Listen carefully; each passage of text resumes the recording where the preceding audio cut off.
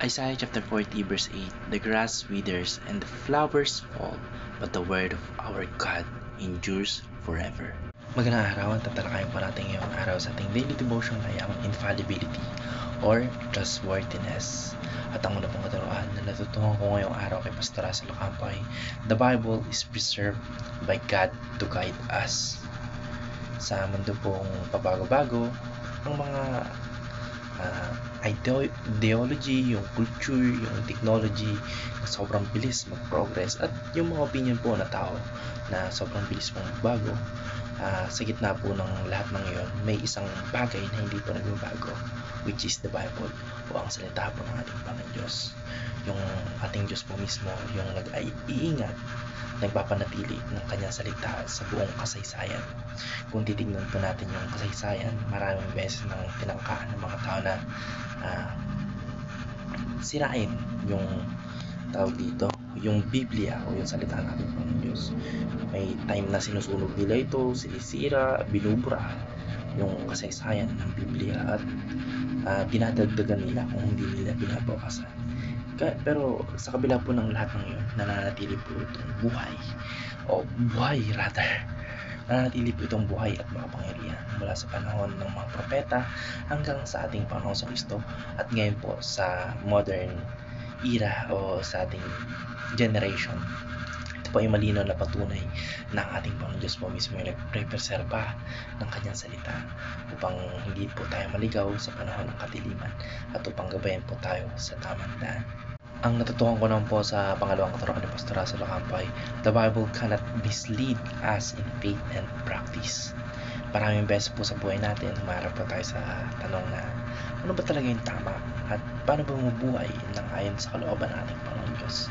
Dito po pumapasok yung kahalagahan ng Biblia. Ang salita po ng ating Panginoon Diyos ay hindi tulad ng opinion ng mga tao na nagbabago o pabago-bago. Hindi ito base sa emosyon natin, hindi ito base sa politika o uso, kundi ito po ay absolute truth. Hindi nagkakamali, hindi nalilito, at hindi nakakaligaw. Ang salita po ng ating Panginoon Diyos ay nananatili at hindi kumukupas. Ito po ay sapat at tumpak na gabay sa ating pananampalataya at pamumuhay. Kung itatayo po natin yung ating buhay, pananampalataya at morality sa Bible o kung dito tayo kukuha ng ating pinaka-standard, asahan po natin na hindi po tayo maliligaw.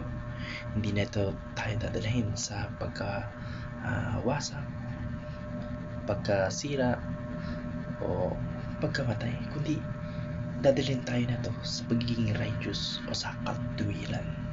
Lahat po ng payo, lahat po ng utos at lahat ng pangako ng ating Panginoon Diyos sa Biblia ay para sa atin din, sa ikabubuti natin as a human being.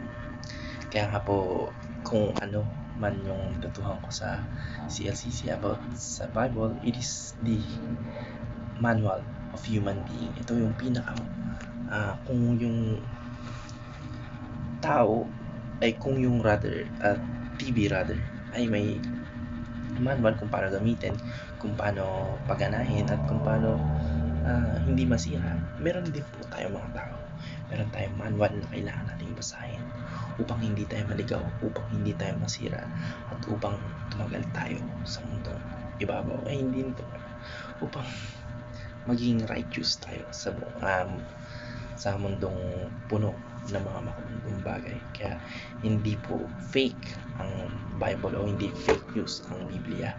Hindi ito pabago-bago. Ito po ay mapagkakatiwalaan at sapat upang tayong mga mananampalataya ay lumago at magbunga. Ang natutuhan ko lang po sa pangatlong katuruan ng Pastor Russell Ocampo ay the Bible is trustworthy and it will lead us to God. Kung gusto po nating makilala ang ating Panginoon Diyos, hindi natin siya kailangang hulaan. Hindi natin kailangang umasa sa ating mga damdamin o sa sarili nating pag-iisip. Nagpapakilala po ang ating Panginoon Diyos sa atin sa pamamagitan po ng kanyang salita, which is the Bible, our manual as a human being. Kaya ang Biblia po yung tulay na naghahatid po sa atin, sa ating Panginoon Diyos. Ito po ang love letter ng ating Panginoon Diyos sa ating mga tao o sa sangkatauhan. Naglalaman po ito ng kanyang pag-ibig, kanyang awa, kanyang hustisya at kanyang plano ng kaligtasan. Kaya po itong ating verse na Isaiah chapter 40 verse 8 reminds us that God's word is not temporary. Hindi ito para lang sa panahon ng mga Israelita o sa mga alagad. Ito ay para sa atin, para sa ating mga tao na namumuhay ngayon sa ating generation. Dahil ang salita pa ng ating Panginoon Diyos ay eternal.